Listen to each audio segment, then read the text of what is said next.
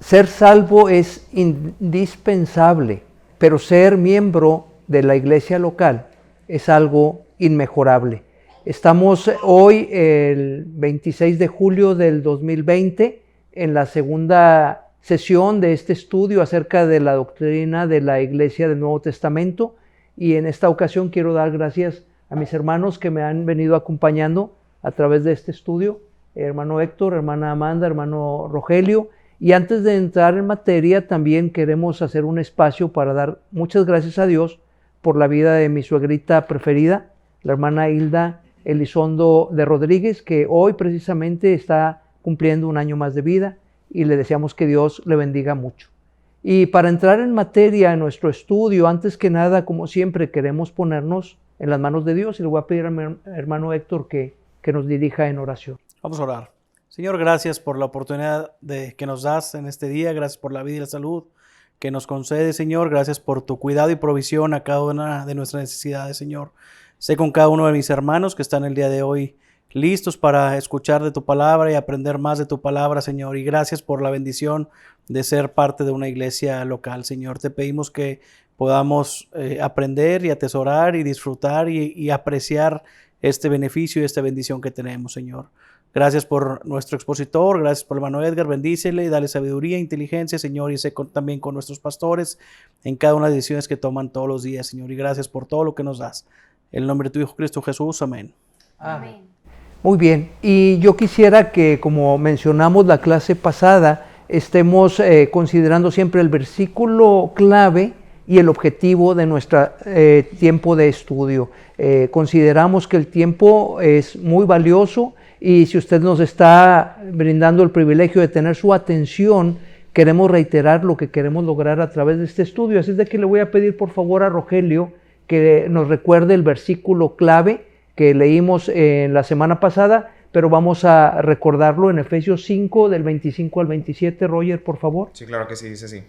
Maridos, amad a vuestras mujeres, así como Cristo amó a la iglesia y se entregó a sí mismo por ella, para santificarla, habiéndola purificado en el lavamiento del agua por la palabra, a fin de presentársela a sí mismo, una iglesia gloriosa, que no tuviese mancha ni arruga, ni cosa semejante, sino que fuese santa y sin mancha. Gracias, Rogelio. Y el objetivo, Amanda, ayúdanos a leerlo. El objetivo de esta lección de la Iglesia del Nuevo Testamento es... Dice que el alumno comprenda que la Iglesia del Nuevo Testamento es un cuerpo local formado por creyentes en Jesucristo, bautizados conforme a los requisitos señalados por la Escritura, que se han comprometido a proclamar el mensaje del Evangelio y que ejercen los dones, privilegios y responsabilidades que marca la palabra de Dios. Gracias, Amanda. Y si usted nos acompañó la semana pasada, recordará que estuvimos hablando de la definición del concepto bíblico de lo que es una iglesia del Nuevo Testamento. Ahora, en esta ocasión, nos vamos a enfocar a estudiar el origen y la naturaleza de la iglesia. Y en nuestro cuaderno de estudio vienen 3 preguntas en esta sección, que son las que vamos a estar tratando de abordar en los próximos minutos. La primera de ellas dice así: ¿qué explicaciones ha escuchado usted con relación a el origen de la iglesia? Seguramente todos nosotros hemos escuchado el concepto iglesia, y seguramente ya en un ámbito más cerrado, los cristianos hemos escuchado distintas posiciones con respecto al origen de la iglesia. Y yo quisiera pedirles en este orden a Amanda, luego a Rogelio y luego a Héctor, que nos ayuden compartiendo las respuestas sugeridas a esta postura. También les quiero animar para que durante el desarrollo de la clase, si tienen algún comentario, alguna aportación, alguna duda, nos escriban allí en la transmisión y trataremos de contestarles de alguna manera. Pero cuando escuchamos el origen de la iglesia, Amanda, ¿qué es lo que viene ahí como respuesta sugerida? Dice que la iglesia se inició en el tiempo del Antiguo Testamento y que la iglesia actual es solo una continuación de aquella. Así de entrada, ¿tú crees que esta posición es correcta o no? No creo. ¿No crees que sea correcta? Bueno, más allá de lo que creemos tú o yo, pues es lo que enseña la Biblia, ¿verdad? Luego, Roger, ¿qué otra postura se menciona aquí como sugerida? Sí, bueno, otra postura que tenemos aquí en el estudio es que la iglesia se inició en el día de Pentecostés. Esa es la postura que algunas personas tienen. Muy bien. La gran mayoría de los cristianos creen que la iglesia nació en el día de Pentecostés. Y hermano Héctor, la otra opción que se maneja aquí, Que la iglesia es un invento de los hombres. esa es una postura muy agresiva, ¿verdad? La iglesia la inventaron los hombres. Hay muchas acusaciones, ¿verdad? Por malas personas que buscan los grupos religiosos como un medio para enriquecerse, ¿verdad? De una mala manera. Pero la iglesia es una institución divina. La iglesia la estableció el Señor. Y la iglesia tiene que ver con el tiempo de la gracia, el tiempo del Nuevo Testamento. Así es de que nosotros vamos a ver a través de esta lección, más que las opiniones de la gente, vamos a ver qué es lo que dice la Biblia, ¿verdad? Nuestra base. Así es de que en la segunda pregunta de nuestra lección dice de esta manera, dice, todos hemos escuchado diversas explicaciones, ¿verdad? Seguramente usted ha escuchado más explicaciones con respecto al origen de la iglesia. Si usted tiene alguna otra posición que haya escuchado, nos gustaría saberla, pero en lo general, algunos dicen que la iglesia nació en el Antiguo Testamento, otros piensan que la iglesia nació en el día de Pentecostés, otros piensan que es un invento del hombre, pero lo que a nosotros nos interesa es saber qué es lo que enseña la Biblia con respecto al origen de la iglesia. Y en nuestra lección hay 5 aspectos con respecto al origen de la iglesia. En primer lugar, hablamos del fundador de la iglesia del Nuevo Testamento. Esto es esencial. ¿Quién fundó la iglesia? ¿Nos puedes ayudar con la respuesta, Roger? Sí, claro. Dice así, el fundador de la iglesia del Nuevo Testamento, aquí el texto para apoyarnos es Mateo 16-18, y la respuesta es la siguiente. El pasaje anterior claramente expresa que fue el mismo Señor Jesucristo quien estableció la iglesia en forma directa. Él la llamó mi iglesia. ¿Tienes el pasaje, por favor? Muy bien, el pasaje Mateo 16-18 dice así, y yo también te digo que tú eres Pedro, y sobre esta roca edificaré mi iglesia, y las puertas del Hades no prevalecerán contra ella. Muy bien. En la respuesta sugerida, ¿la quieres repetir, por favor? Sí, claro que sí. La respuesta dice así. El pasaje anterior claramente expresa que fue el mismo Señor Jesucristo quien estableció la iglesia en forma directa. Él la llamó mi iglesia. Bueno, en este pasaje también hay una enseñanza muy valiosa porque a veces las personas piensan que Pedro es el fundador de la iglesia. Sin embargo, aquí el Señor utiliza un juego de palabras y dice, yo también te digo que tú eres Pedro, que significa piedrita pequeña, y dice, y sobre esta roca edificaré mi iglesia. Y la roca, según el mismo Pedro escribió en una de sus cartas, casi al final de la Biblia, dice que la roca es Cristo, la piedra, el fundamento sobre el cual está establecida la iglesia, no es una piedrita, no es un humano pecador, mortal físicamente, falible, pero es el Señor Jesucristo. Allí más adelante en el Evangelio según Mateo, fíjense que hay un momento cuando el Señor Jesús le dice a los apóstoles que Él va a ser entregado y que va a tener que morir por nosotros. Y Pedro le dice, Señor, que esto no te pase. ¿Por qué? Porque está pensando como ser humano. Señor, que no te ocurra esto. Y entonces el Señor Jesucristo duramente le dice, apártate de mí, Satanás, me eres tropiezo. Entonces, ¿cómo es posible que al supuesto fundador de la iglesia, el mismo Señor Jesucristo, le diga a Satanás? En nuestro texto lema también dice, nuestro texto base dice que Jesucristo compró a la iglesia. Él se entregó, nos enseña que Él la compró porque Él se entregó por ella. Así es de que el fundamento de la iglesia es el Señor Jesucristo. Cuando el Señor Jesucristo le dice a Pedro, yo te digo que tú eres Pedro y sobre esta roca edificaré mi iglesia, viene antes en el pasaje que el Señor Jesucristo le dice, ¿quién dicen ustedes que soy yo? Y Pedro le dice, tú eres el Cristo, el Hijo del Dios viviente. Es decir, sobre el Señor Jesucristo y sobre esta declaración de que Jesucristo es el fundamento, es que está edificada la iglesia. También hay algunos que dicen, bueno, pero es que dice en tiempo futuro edificaré. Claro, nosotros somos llamados a edificar y a sobreedificar, y es correcto, es en tiempo futuro, pero edificamos sobre algo que está fundado. Así es de que la iglesia la fundó el Señor Jesucristo, y eso es muy, muy importante. Luego también, otro aspecto a considerar, Amanda, según en nuestra lección viene, es el momento en que la iglesia fue fundada. ¿Nos puedes compartir, por favor? Sí, pues aquí dice que La Biblia enseña sobre el momento en que la iglesia fue fundada, que hay pues dos posturas. La primera dice que Cristo Jesús inició su iglesia durante su ministerio terrenal, cuando comenzó a llamar a sus discípulos, reuniendo en su derredor. Poco a poco ellos estuvieron dispuestos a seguirle. Y otra de las posturas es que la iglesia fue instituida el día del Pentecostés. Y pues aquí más adelante se refuta la segunda.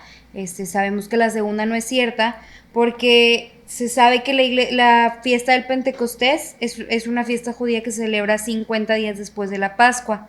Y para esa fecha Jesús ya había muerto, resucitado y ascendido de regreso a los cielos. Entonces no puede ser que en esa fecha se haya fundado la iglesia. Claro, ahora nosotros debemos ser respetuosos. La Biblia nos llama a estar siempre preparados, dice Pedro, a presentar defensa ante todo aquel que demande razón de la esperanza que hay en nosotros. Pero dice a presentar defensa con mansedumbre y con reverencia. Y digo esto porque la gran mayoría de los cristianos, y aún cristianos bautistas, defienden, grandes teólogos y estudiosos y escritores de libros de teología, defienden la postura de que la iglesia nació en el día de Pentecostés. Pero nosotros creemos, con base en lo que enseña la Biblia, y lo vamos a ver en un momento más, que la iglesia la fundó el Señor Jesucristo durante su ministerio terrenal. Esa es nuestra fe, es parte de nuestra declaración de fe. Y luego dice allí, es fácil ver que las diferencias fundamentales, estoy en la página 4 para los que tienen la lección, entre la primera y la segunda posición, tienen que ver con el lugar y el momento, aunque ambas posiciones reconocen que fue Cristo Jesús mismo quien dio origen a su iglesia durante su ministerio terrenal. Es lo que acabamos de mencionar. Y luego reitera, nuestra convicción como bautistas fundamentales nos lleva a aceptar la primera posición y a rechazar terminantemente la segunda. Otro aspecto con respecto a lo que enseña la Biblia en cuanto a el origen y naturaleza de la iglesia es las personas con quienes fue iniciada la iglesia del Nuevo Testamento. Si se acuerdan, Héctor, platicábamos que la iglesia es un grupo de creyentes, ¿verdad? Bautizados escrituralmente, comprometidos con el cumplimiento de la gran comisión. Y vimos la definición en nuestra clase pasada, pero con respecto a las personas, ¿nos puedes ayudar, Héctor, a compartir la definición, cuándo fue iniciada la iglesia con respecto a sus integrantes? Sí, tenemos ahí en la respuesta sugerida, dice que hay que considerar varios aspectos. En primer lugar, en Juan 1, 6, 7 y 23, que dice, hubo un hombre enviado de Dios, el cual se llamaba Juan. Este vino por testimonio, para que diese testimonio de la luz, a fin de que todos creyesen por él. Y el versículo 23 dijo, yo soy la voz de uno que clama en el desierto, enderezad el camino del Señor, como dijo el profeta Isaías. La Biblia dice que Dios envió a Juan con una autoridad divina y un propósito definido por cumplir. Dios envió a Juan como su mensajero con el propósito de preparar el material de entre el cual Jesucristo posteriormente seleccionaría a sus discípulos. Juan también tenía la encomienda de dar testimonio de Jesús como la luz del mundo, a fin de que todos creyesen en él. Y adiciona a esto en Juan 1:23, que fue el versículo que leímos ahorita, dice, Juan fue enviado con autoridad directa de Dios para predicar el mensaje de arrepentimiento. Además, según Juan 1:33, él también fue enviado con autoridad para bautizar en agua a todos aquellos que recibieran su mensaje y diesen pruebas de arrepentimiento. Como referencia tenemos ahí Mateo 3:8. Dice también, Juan nunca fue bautizado, pero Dios lo envió con autoridad no solo para predicar, sino también para bautizar, y él cumplió fielmente con su encargo. Muy bien. Fíjense que viene a mi mente aquí, Héctor, un pasaje muy importante para nuestra fe como cristianos bautistas, y voy a usar una palabra técnica, dispensacionalistas. Nosotros sabemos que Dios es el mismo ayer, hoy y por los siglos. Dios no cambia, pero Dios cambia su manera de tratar con el hombre a través de las administraciones, de las eras, economías o propiamente dicho dispensaciones. Y entonces allá en Juan 1:17 dice de esta manera, pues la ley por medio de Moisés fue dada, pero la gracia y la verdad vinieron por medio de Jesucristo. Una dispensación es un periodo de tiempo en el que Dios trata con el hombre de cierta manera. Y hay personas que niegan el dispensacionalismo, pero ahí tenemos muy claro que hubo un periodo de la ley y luego viene otro periodo de la gracia. Si una persona no entiende y no acepta las dispensaciones a través de la Biblia, en zona de un poquito broma, yo le diría, pues quítate la ropa, ¿verdad? Porque cuando estaban Adán y Eva en el Edén, dice la Biblia que estaban ambos desnudos y no se avergonzaban. ¿Por qué? Porque estamos en la dispensación, en el tiempo de la inocencia. Ellos no tenían conciencia todavía del bien y del mal, en el sentido de que no habían cometido pecado, ¿verdad? Luego viene la conciencia cuando Adán y Eva deciden desobedecer al Señor. Y así vamos viendo los distintos periodos. Cuando llegamos al periodo de la gracia, pasa algo muy interesante con Juan el Bautista, con base en lo que tú has leído. Hay otro texto en la Biblia que dice, la ley y los profetas fueron hasta Juan. Entonces entendemos que Juan es el último profeta de la ley. Y lo que empezamos a ver es un traslape, por decirlo de alguna manera, un traslape histórico entre Juan el Bautista, que viene a preparar el camino para el Señor Jesucristo, de la ley, representando a la ley, y el Señor Jesucristo que nos trae la gracia, el periodo de la gracia. Y entonces por eso vemos a Juan haciendo funciones, vamos a decir, de la iglesia incipiente. Él llega predicando arrepentimiento, arrepentidos porque el reino de los cielos se ha acercado, y bautizando. ¿A quiénes? A los que venían a él confesando sus pecados. Ahora, ¿cómo se hace uno miembro de la iglesia? Por medio del bautismo. Vamos a ver más adelante un artículo de fe que habla particularmente de la doctrina del bautismo, el artículo número 14. Pero es muy interesante porque nosotros entendemos que uno viene a ser miembro de la iglesia cuando se bautiza. Y entonces el Señor Jesucristo funda su iglesia cuando empieza a llamar, ¿verdad? Cuando empieza a llamar a sus colaboradores. ¿Qué más viene ahí, Héctor, en esa sección del inicio de la iglesia del Nuevo Testamento? También dice, es posible que su práctica de sumergir en agua o bautizar a sus conversos haya sido lo que le ganó el complemento a su nombre, Juan el Bautista. Así se le llama, ¿verdad? Juan el Bautista, distinto a Juan el Apóstol. ¿Y qué más añade nuestra? En el punto 3 dice ahí, la Biblia enseña en Mateo 3, 13 al 17, que el mismo Jesús vino para ser bautizado por Juan en el Jordán. Evidentemente reconoció la comisión y la autoridad de este. Qué interesante. A mí me gustaría ver si podemos buscar rapidito ese pasaje de Mateo 3, del 13 al 17, aunque no estamos estudiando la doctrina del bautismo, estamos estudiando la doctrina de la iglesia del Nuevo Testamento. El bautismo es una doctrina que va inherente, que va pegada, que va adherida a la doctrina de la iglesia. Entonces no sé si tienes el pasaje, Héctor, por favor. Sí, dice Mateo 3, 13 al 17. Entonces Jesús vino de Galilea a Juan al Jordán para ser bautizado por él. Mas Juan se le oponía diciendo, yo necesito ser bautizado por ti, ¿y tú vienes a mí? Pero Jesús le respondió, deja ahora, porque así conviene que cumplamos toda justicia. Entonces le dejó. Y Jesús, después que fue bautizado, subió luego del agua, y he aquí los cielos le fueron abiertos, y vio al Espíritu de Dios que descendía como paloma, y venía sobre él. Y hubo una voz de los cielos que decía, este es mi Hijo amado, en quien tengo complacencia. Fíjense que una curiosidad de nuestro momento actual es que hace tiempo salió una publicación en donde el gobierno dice, quedan suspendidos los bautizos. Y claro que nosotros entendemos la Biblia de manera literal, y nosotros no hablamos de bautizos, sino de bautismos. ¿Se acuerdan qué significa la palabra bautizar en el idioma original? Roger, ¿te acuerdas qué es bautizar? Sumergir, ¿verdad? Nosotros sabemos que el grupo religioso mayoritario en México lo que hace es que recibe un bebé y le rocía un poquito de agua en la cabeza.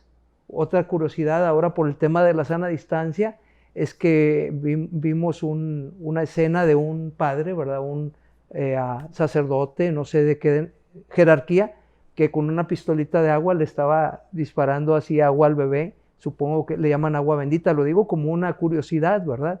Pero nosotros no efectuamos bautizos, ¿verdad? En cuanto a la celebración del padrino y el bolo y toda esa práctica tradicional que se respeta, pero nosotros administramos el bautismo, y literalmente bautizar quiere decir sumergir. Entonces vean qué interesante que el Dios Todopoderoso viene y se hace hombre. ¿Y cuánto no valora Él la iglesia? Que Él viene y pone la muestra. Y viene y es sumergido, lo que acabas de leer, ¿verdad, Héctor? Viene y se somete a el bautismo.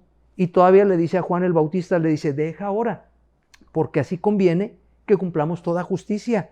Y ustedes pueden leer en el pasaje una expresión clave, dice, subieron. Subió, ¿verdad? Subieron, ¿cómo dice? Entonces le dejó y después de que fue bautizado, subió luego del agua. Subió luego el agua. Y aquí los cielos le fueron abiertos y vio el Espíritu de Dios que descendía como paloma y venía sobre él. Subió luego del agua. ¿Qué necesitamos para subir del agua?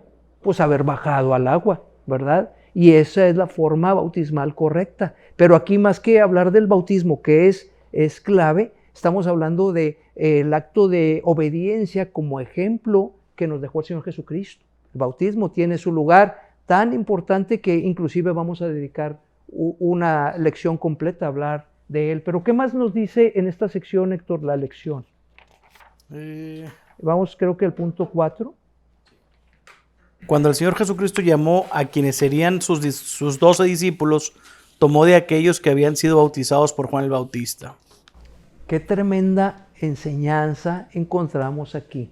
Allá, si quieres ir buscando Juan 1:35 al 45, por ahí más o menos, ya tú defines la sección, pero mientras tomas ese pasaje, Héctor, les llamo la atención que el Señor Jesucristo tomó de los discípulos de Juan el Bautista. Y en clase de seminario yo me he atrevido a hacer esta pregunta ya en aula del seminario y le pregunto a los estudiantes, ¿qué diferencia había en el bautismo de Juan y el bautismo del Señor Jesucristo? Y es una pregunta capciosa, porque cuando vamos a la Biblia, vamos allá a Efesios 4, dice un Señor, una fe, un Espíritu, un bautismo. Y la respuesta que yo doy, con todo respeto a los distintos puntos de vista, es que no hay ninguna diferencia. ¿Por qué? Porque el Señor Jesucristo reconoció el bautismo de Juan. Y más adelante vamos a ver que inclusive hubo un momento en donde simultáneamente estaba bautizando Juan y simultáneamente estaba bautizando Jesús, aunque dice la Biblia que Jesús no bautizaba sino los discípulos. Entonces Juan tenía 2 discípulos de los primeritos que tuvo, uno era Andrés, otro era el apóstol Juan. Y dice allá en Juan 1:35, ¿quieres leer esto? Sí, 35 en adelante. Ajá.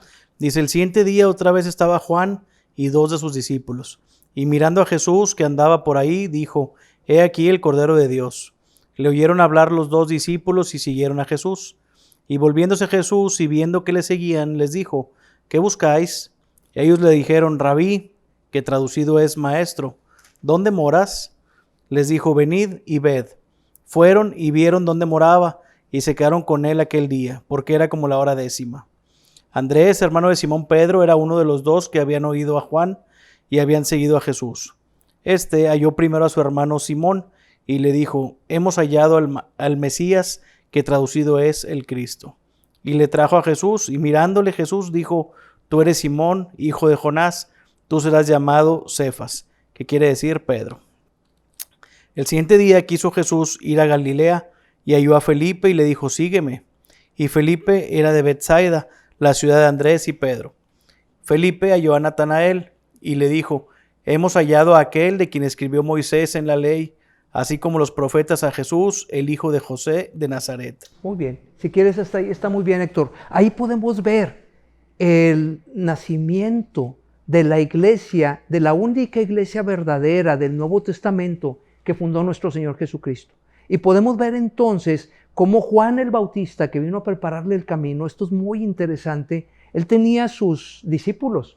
Dice que estaban ahí con él Andrés, y aunque no se menciona el nombre, usted luego puede investigar y se va a dar cuenta que el otro discípulo era Juan el apóstol. Y dice que estaban sus discípulos y viendo a Jesús que andaba por ahí, imagínense ustedes la escena, les dice, he ahí el Cordero de Dios. Y al instante los discípulos le dijeron a Juan, estoy parafraseando, le dijeron, bueno, bye, gracias, tú fuiste nuestro discipulador, tú nos trajiste a los pies de Cristo, tú nos bautizaste, pero Él es el Cordero de Dios, el Cordero que quita el pecado del mundo. Y entonces van Andrés y Juan y noten ustedes que primero le dicen, Rabí, le dicen maestro, tienen cierta reserva. ¿dónde moras? Jesús les dice, ¿qué buscan? Jesús es Dios, Él ya sabe qué es lo que buscaban. Y entonces dice el pasaje tremendo que se quedaron con Él. Él les dice, venid y ved. Se quedaron con Él. ¿Qué pasaría en esa intimidad? Pues lo que podemos inferir y deducir es que ellos confirmaron que Jesucristo ha sido el Mesías de Dios, Dios encarnado. De tal manera que al día siguiente Andrés se encuentra a Pedro y le dice, hemos hallado al Mesías. Y así vemos cómo está la cadenita de los apóstoles llamados por el Señor Jesús que van integrándose a esta primera iglesia del Nuevo Testamento fundada con Él. Hay una última sección en esta parte, Héctor, ¿nos la quieres compartir? Sí, dice, la que posteriormente sería conocida como su iglesia, fue integrándose con creyentes que habían sido bautizados tanto por Juan, antes de que fuese encarcelado, como por sus discípulos. Fíjense qué interesante, y ya lo habíamos comentado esto. Juan había bautizado a Andrés y Juan había bautizado a Juan el apóstol. Juan el Bautista a Juan el apóstol. ¿Por qué? Porque él había predicado, arrepentíos, porque el reino de los cielos se ha acercado. Y venía la gente, dice en los evangelios, dice que venían confesando sus pecados. Y entonces él, ¿qué hacía? Los sumergía, ¿verdad? Ya vimos y leímos ahorita el bautismo de Jesús, cómo Jesús mismo viene y se bautiza en obediencia, en ejemplo, no para salvación. Ya hemos escuchado acerca de la doctrina de la salvación en lecciones anteriores. Jesús es el Salvador, pero se bautizó como ejemplo y como obediencia, sometiéndose él mismo siendo Dios a este acto tan importante para venir a ser miembro de la iglesia. Así es que tenemos nosotros estos aspectos que tienen que ver con los iniciadores de la iglesia. Por cierto, todo esto antes del día de Pentecostés, ¿verdad? Mucho antes del día de Pentecostés. El Señor está todavía vivo físicamente y no ha ido a la cruz, no ha muerto. Ahora, tenemos otro aspecto en esta parte del origen de la iglesia y de su naturaleza, y es el inciso D. Roger, ¿nos quieres compartir, por favor? Así es. Bueno, hermanos, estamos en el inciso D. ¿Qué nos enseña la Biblia respecto a las características fundamentales que determinan la naturaleza de la iglesia? Bueno, pues la respuesta, una vez más, para responder a esta pregunta es necesario que analicemos varios pasajes de las Escrituras. Las 10 características fundamentales que definen la naturaleza de la iglesia que Cristo fundó fueron las siguientes. Número 1, tenían el Evangelio. Y aquí esto lo podemos ver en este pasaje de Marcos 1, versículo 1. Dice, principio del Evangelio de Jesucristo, Hijo de Dios. Principio del Evangelio de Jesucristo, Hijo de Dios. Ya tenían el Evangelio. El Evangelio no es otra cosa que el buen mensaje, el único buen mensaje de salvación en Jesucristo. ¿Qué más nos dice Roger? Sí, punto número 2 dice lo siguiente. Sus integrantes eran creyentes en Cristo, bautizados espiritualmente. ¿Bautizados? Escrituralmente, ¿verdad? Y pues bueno, aquí nos dice que los apóstoles del Señor habían sido bautizados por Juan el Bautista. Y tenemos aquí un pasaje, Hechos 1:22. Creo que lo tienes tú, Héctor. Sí, dice, comenzando desde el bautismo de Juan hasta el día en que de entre nosotros fue recibido arriba, uno se ha hecho testigo con nosotros de su resurrección. Fíjense qué interesante ese pasaje que acaba de leer el hermano Héctor, porque ahí propiamente vemos ya en el libro de los Hechos de los Apóstoles, lo vamos a ver más adelante en otra sección de este estudio, lo que podríamos llamar la primera sesión de negocios, cuando Pedro, el líder de la iglesia, uno de los líderes, se levanta y dice, es necesario que haya un sustituto de Judas. Dice, que uno se ha hecho testigo con nosotros, y dice, comenzando desde el bautismo de Juan. Y apunta entonces el inicio de la iglesia al tiempo cuando Juan estaba bautizando, cuando el Señor Jesucristo se bautizó y cuando el Señor Jesucristo estuvo llamando a sus primeros apóstoles, a los apóstoles, a sus primeros discípulos, y con esto fundando la primera iglesia del Nuevo Testamento. Muy, muy interesante. ¿Qué más dice en las características que determinan la naturaleza de la iglesia, Roger? Así es, el punto número 3 dice lo siguiente. Tenían una organización básica, es decir, inclusive tenían un tesorero, aunque este terminó siendo un traidor. ¿Quién era el tesorero de la iglesia, Amanda? Judas, ¿verdad? Judas, el traidor, tenía la bolsa. ¿Qué más nos dice ahí la lección, Roger? Sí, el punto número 4 dice, tenían como cabeza a la misma persona que la iglesia del Nuevo Testamento ha tenido, y este es siempre Cristo Jesús. Siempre Cristo Jesús, ¿verdad? Ahí tenemos algunos pasajes base, por obvio de tiempo no los vamos a leer todos, pero no sé si alguien tenga uno de estos, Efesios 4:15 o 5:23 en la segunda parte, o Colosenses 1:18. Héctor, Amanda, ¿tienen alguno, Roger? Sí, está Efesios 4:15 y dice, sino que siguiendo la verdad en amor, crezcamos en todo en aquel que es la cabeza, esto es Cristo. La siguiente característica, hermano Roger, ¿la tienes? Sí. Número 5. Tenían ya la ordenanza del bautismo y la practicaban. Ok, es muy interesante saber y recordar que antes de Pentecostés, una de las naturalezas de la iglesia, de los elementos básicos, es la ordenanza del bautismo. ¿Tienes ahí Juan 4, Héctor? Sí. Dice, cuando pues el Señor entendió que los fariseos habían oído decir, Jesús hace y bautiza más discípulos que Juan, aunque Jesús no bautizaba sino sus discípulos, salió de Judea y se fue otra vez a Galilea. Fíjense qué interesante ese pasaje.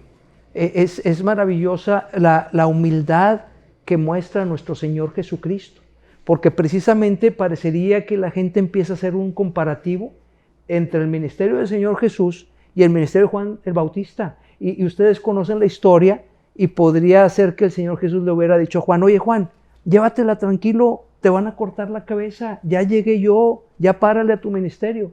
Pero en realidad la Biblia dice, Jehová cumplirá su propósito en mí. Y entonces Dios tenía un propósito para Juan el Bautista, y mientras estamos aquí en la tierra debemos buscar servir a Dios. De tal manera que cuando el Señor Jesús escucha que hay esa comparación y esa aparente siembra de cizaña, de decir, oye, estos están bautizando más que estos, el que se aleja es el Señor Jesucristo. Y el Señor Jesucristo se va con sus discípulos a seguir predicando el Evangelio, a seguir enseñando, a seguir sanando toda enfermedad y toda dolencia en otra parte. Y deja que Juan el Bautista siga con su ministerio. Por eso podemos entender que ese bautismo que administraba Juan es reconocido por el Señor Jesucristo como el mismo bautismo que viene a ser el necesario como requisito bíblico para venir a ser miembro de la iglesia. Vean qué interesante. ¿Qué más dice en esta sección nuestra lección, Roger? Bueno, en el punto número 6 dice así: el Señor instituyó como segunda ordenanza para su iglesia la cena del Señor. ¿Dónde viene eso? ¿Alguien tiene el pasaje? Sí. Mateo 26. 26. Dice, y mientras comían, tomó Jesús el pan y bendijo y lo partió y dio a sus discípulos y dijo, tomad, comed, esto es mi cuerpo. Y tomando la copa y habiendo dado gracias, les dio diciendo, bebed de ella todos, porque esto es mi sangre del nuevo pacto, que por muchos es derramada para remisión de pecados.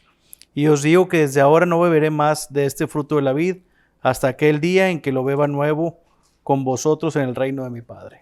Es muy importante este pasaje, y quiero compartirles algunas razones. El Señor instituyó la ordenanza de la cena conmemorativa y simbólica con su iglesia local. Y entonces les dijo, tomad, comed. Él da gracias y parte el pan y dice, este es mi cuerpo.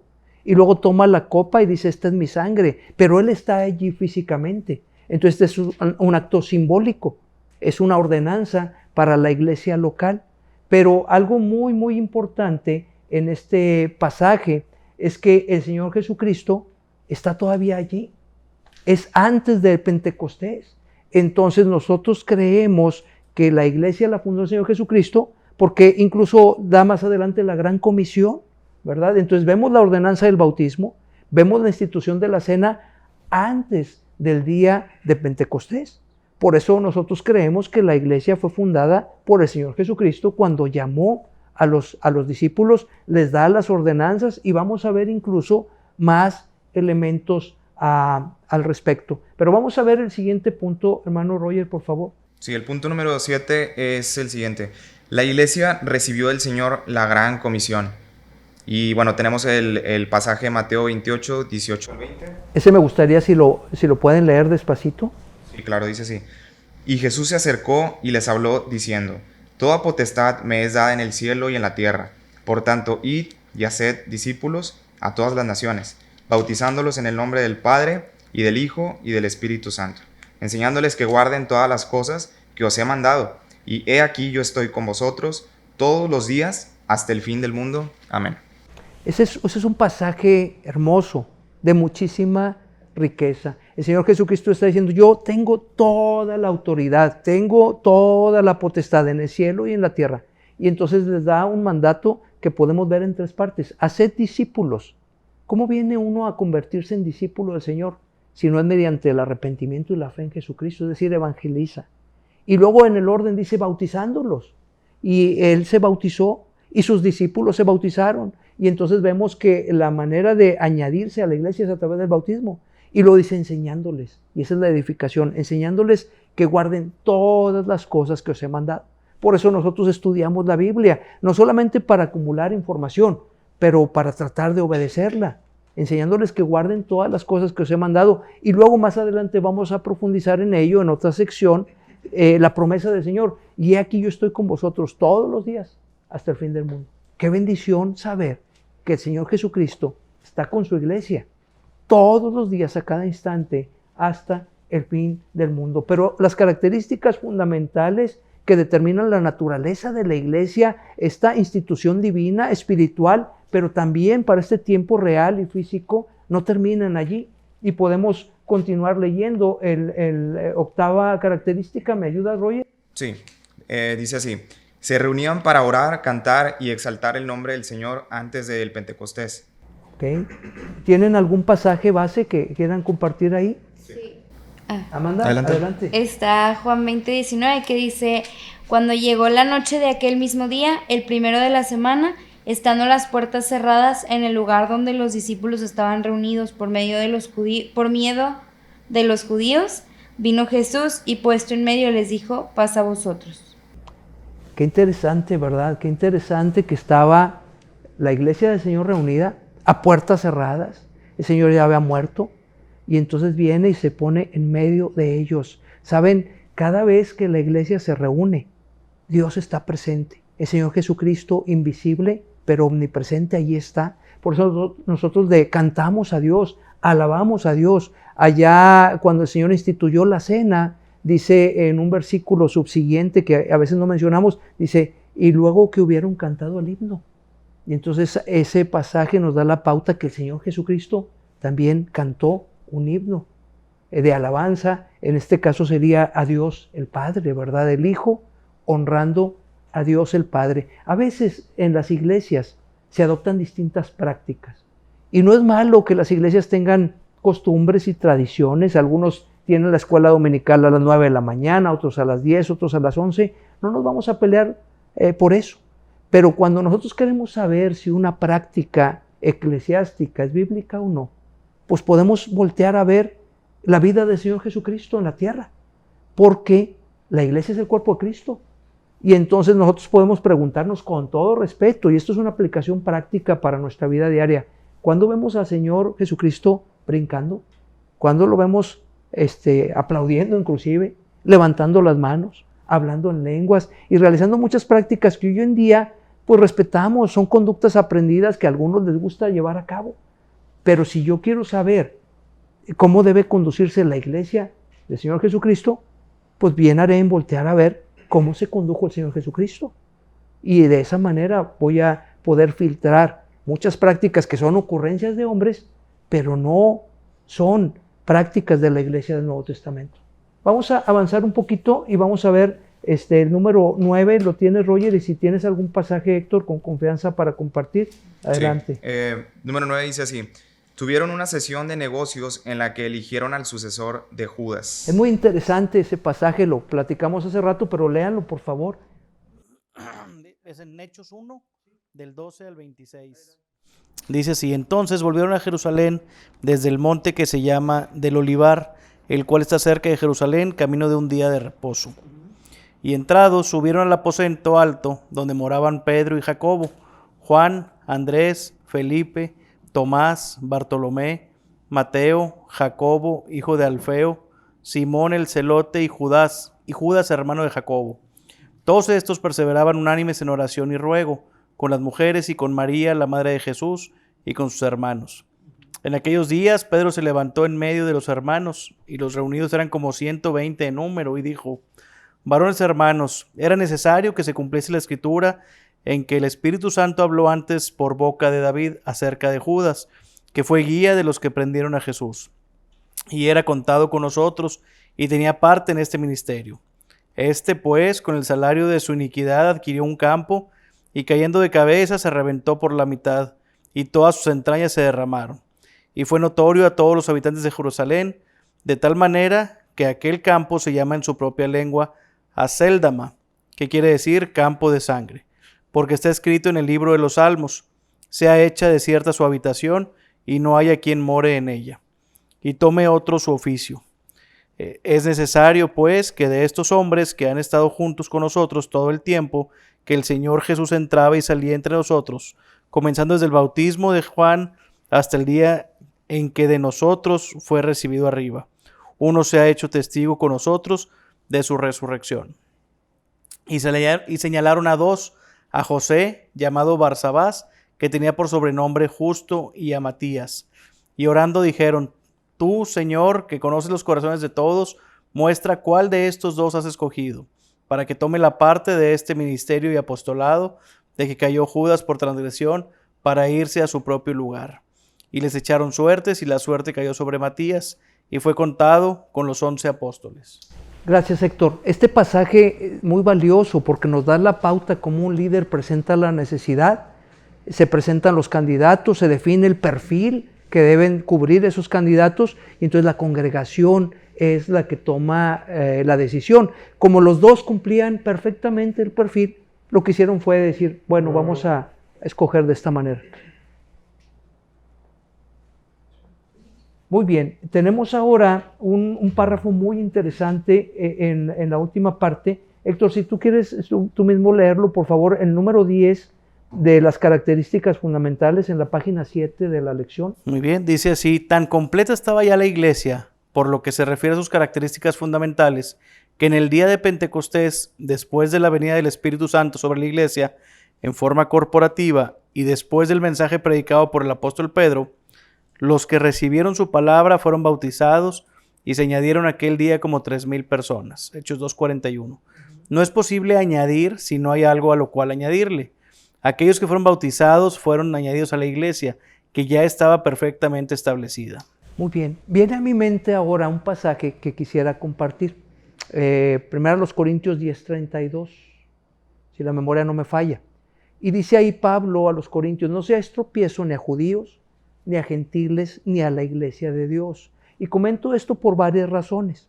Porque en el tiempo de la iglesia primitiva, cuando el Señor fundó la iglesia, una práctica casi inmediata al arrepentimiento y fe era la administración del bautismo.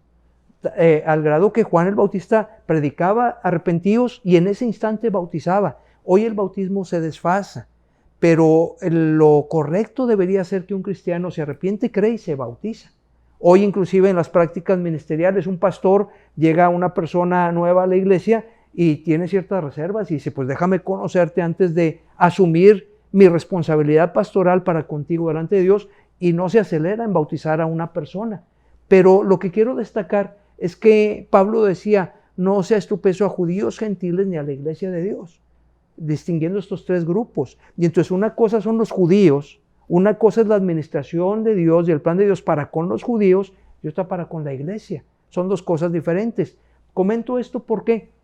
Porque cuando el Señor celebró la Pascua allá en el aposento alto con los discípulos, ellos eran judíos, pero después instituyó la cena, y la cena fue dada a la iglesia. Una cosa es la ley y los mandatos y las prácticas para los judíos, y otra cosa es muy diferente en la iglesia. Y hay una sentencia fuertísima que necesitamos recordar y entender. Allá en Apocalipsis 2:9 y en Apocalipsis 3:9, hay el Señor Jesucristo hablando a las iglesias locales, a distintas iglesias, dice: a la blasfemia de los que se dicen ser judíos y no lo son. Y dice: sinagoga de Satanás, sino sinagoga de Satanás. Y luego en Apocalipsis 3:9 reitera. Entonces nosotros debemos tener cuidado como iglesias del Nuevo Testamento de querer adoptar o imponer prácticas judaizantes. Una cosa es Israel, otra cosa es la iglesia, y debemos tener cuidado, bastante cuidado con eso. Pero vayamos ahora un paso más adelante y Amanda, por favor, ¿nos quieres hablar de la misión fundamental y permanente de la iglesia como otro aspecto del origen y naturaleza de la iglesia?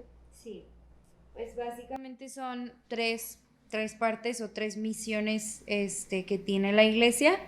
La primera es la Gran Comisión, que viene en Mateo 28, 18 al 20, que ya lo leímos, la segunda es perfeccionar o equipar a los santos para la obra del ministerio, para la edificación del cuerpo de Cristo, que viene en Efesios 4:12.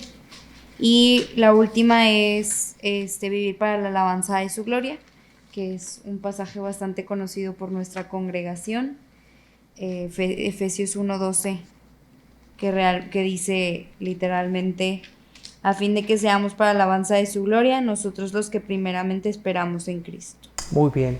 ¿Alguien se podrá acordar cómo podemos sintetizar esto? La misión fundamental y permanente de la iglesia.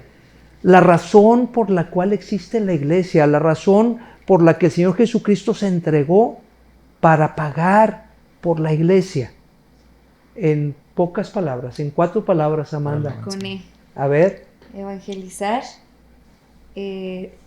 exaltar, y enseñar escrituralmente. Enseñar, edificar. Ok, nada más para estar. Si se fijan, ¿No eran las 4 C? Evangelizar. Comunión, corazón, contenido. Evangelizar, no, esa es otra, ¿verdad? Evangelizar, compartir el mensaje de salvación. Edificar es lo que estamos haciendo, enseñándonos unos a otros para crecer, ¿verdad? Dice la Gran Comisión, enseñándoles. Y exaltar.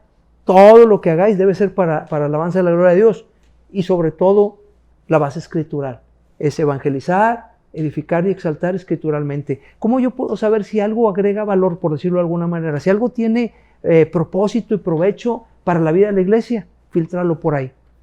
¿Va a evangelizar? Dale. ¿Va a edificar? Dale. ¿Va a exaltar? Dale. ¿Es escritural? Dale. Si falta alguno de estos, o los 4, pues si lo quieres hacer, hazlo. Si no, no. Pero no va a tener un propósito noble, un propósito para la gloria de Dios. ¿Sí?